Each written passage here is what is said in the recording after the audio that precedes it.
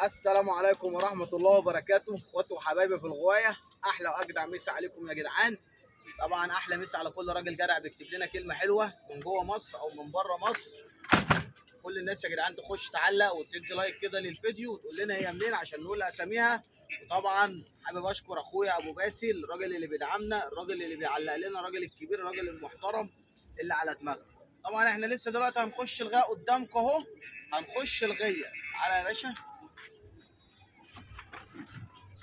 بصوا يا جدعان، زي ما احنا طبعا كنا سايبين الزغاليل تحت شبكه العرق زي ما سيبناها.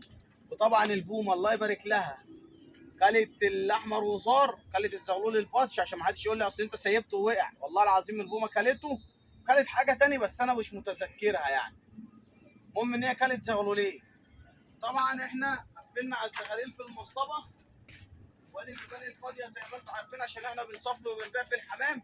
كل البيبان المفتحه دي فاضيه، والبيبان اللي في الظهر دي برده المفتحه دي فاضيه، وفي بيبان مقفله برده ما فيهاش حمام عشان برده ايه، يعني الناس تبقى برده معانا في الصوره. طيب انا حظي طلع مش حلو بسبب ان البومه كلت الزغاليل. المفروض الزغاليل دي كنا احنا مقفلين لها الشبكه كويس لو احنا فاكرين في الفيديو. واللي ما شافش الفيديو يخش اتفرج عليه. بس ما اعرفش هي نزلت ازاي وكلت الحمام، وربنا يعوض علينا وما رضيتش اصورهم يعني. طيب الزغاليل بقى اللي باقيه هنتعامل معاها ازاي؟ هنتعامل معاها ان هي هتبات في المصطبه مش هنسيبها تحت الشبكه. طيب هتيجي تقول لي في زغاليل رعنا. يعني انا لقيت الزغلول الاخضر والزغلول السكروته لما سيبناهم تحت الشبكه الزغاليل دي رعنا. يعني ايه رعنا؟ عايزه تطلع العرق. بص صور بقى الزغاليل وهي خارجه كده. بصوا يا جدعان اهي. الزغلول الاخضر والزغلول السكروته حسيتهم رعنين. حسيت ان هم لو طلعوا العرق ممكن ان هم يقعوا في الشارع او انطر. كانوا عايزين يسيبوا تحت الشبكه فانا عزلتهم وحطيتهم في باب لوحديهم على ما دولت يقرروا، على ما دولت يعرفوا الدنيا فيها ايه، ونبتدي ان احنا نسيب الباقيين. طيب بالنسبه للزغاليل اللي سايبه دي دلوقتي، الزغاليل دي سايبه على جوع. يعني بص خليك معايا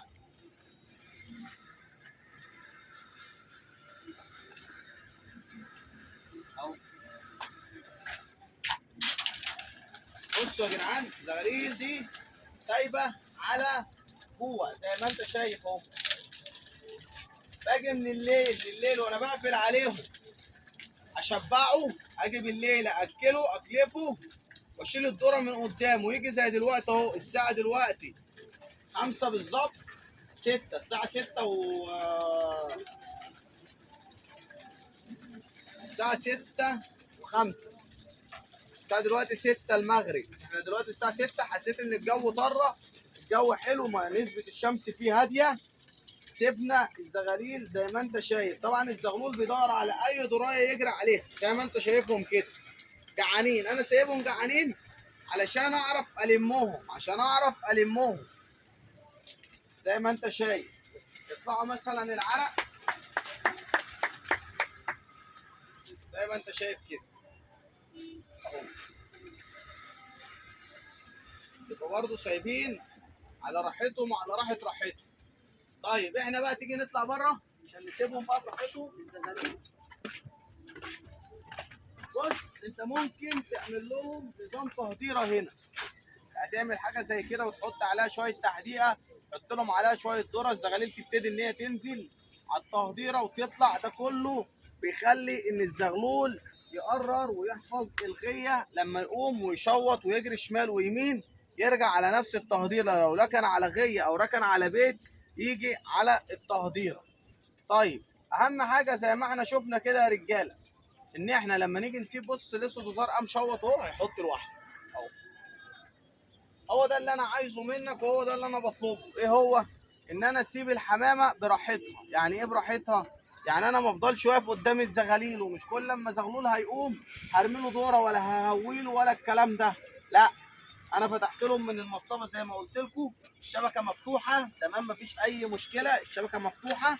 بفتح لهم من المصطبه على جوع، بيخرجوا ياكلوا في الارضيه، يطلعوا العرق، هينزلوا تاني عشان يبقوا عايزين ياكلوا، يطلعوا ينزلوا. بعد كده هرمي لهم كبشتين الذره في قلب المصطبه بتاعتهم، هينزلوا فيها.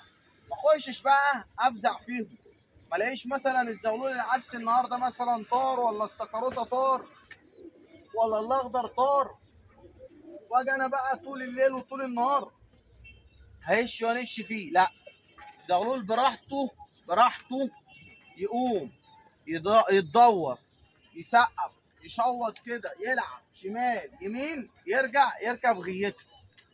ما تنشش الزغاليل، ما تحاولش ان انت تصنعهم. كل حاجه لها وقت، وكل ما الزغلول خد وقته، ركز معايا عشان انا بقول لك المفيد.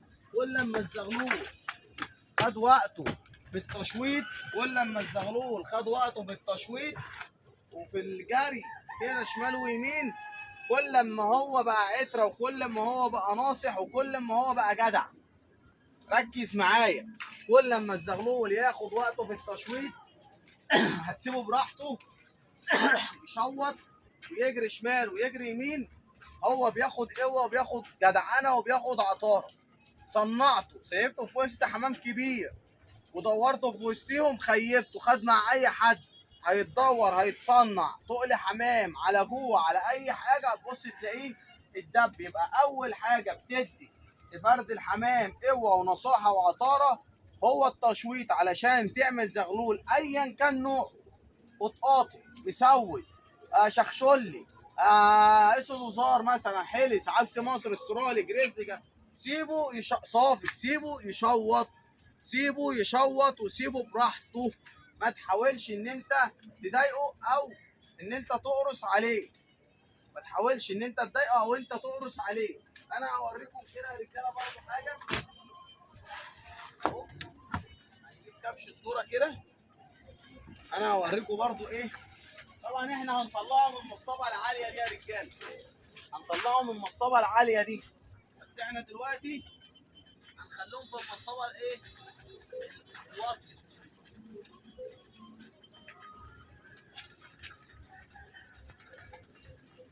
بص كده، المفروض ان هم لسه جداد، المفروض ان الزغاليل دي لسه جداد، ما حفظتش المصطبه.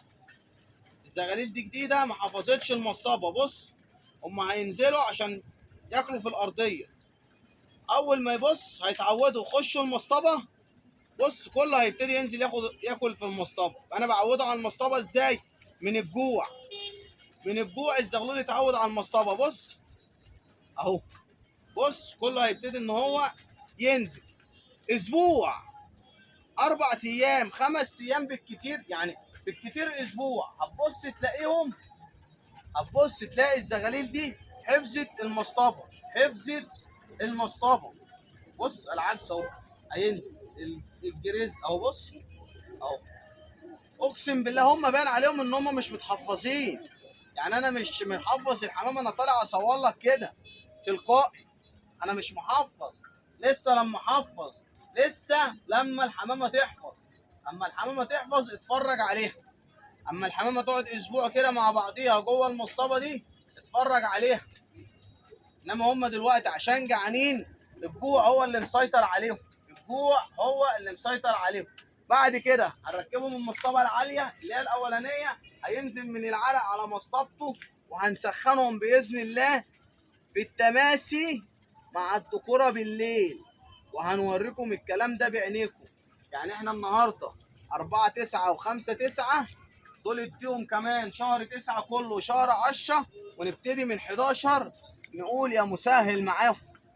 فاهمني؟ هنقول يا مسهل، بس على الاقل هيبقى عندك شويه شبابات صغيره ملونه، دمها حلو، شكلها حلو، هتنفع وتسد معاك. ركز معايا، ركز معايا، انت بتجيب الحاجه اللي ناقصاك، بتجيب الحاجه اللي ناقصاك. يعني ايه بجيب الحاجه اللي ناقصاني؟ بجيب الزغلول اللي ناقصني. نفسي في شخشولي هجيبه، نفسي في عدسي هجيبه، نفسي في اسود وزار هجيبه، كده بجيب اللي ناقص. طبعا الزغلول الاسود ده انا ما بحبسوش معاهم، بخليه يروح عند اهله عشان لسه صغير، بس باجي برضو ايه، اسيبه كده زي ما انت شايف، يتساب برضو ايه كده، ايه يطلع برضو ينزل معاهم، لان برضو انا مش عايز المصطبه يعني تخنقهم ولا العيا يمسك فيهم.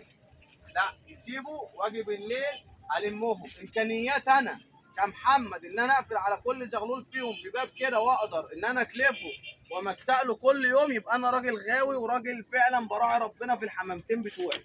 انما انا امكانياتي مش سامحالي ومش هقدر ان انا اكلهم في بيبان وفي مصاطب. بص الزغلول جبته من بابه بسيبه دخل على المصطبه، مش هتبقى من امكانياتي يبقى هم في مصطبه ويلموا ايه بعضيهم ويخووا بعضيهم.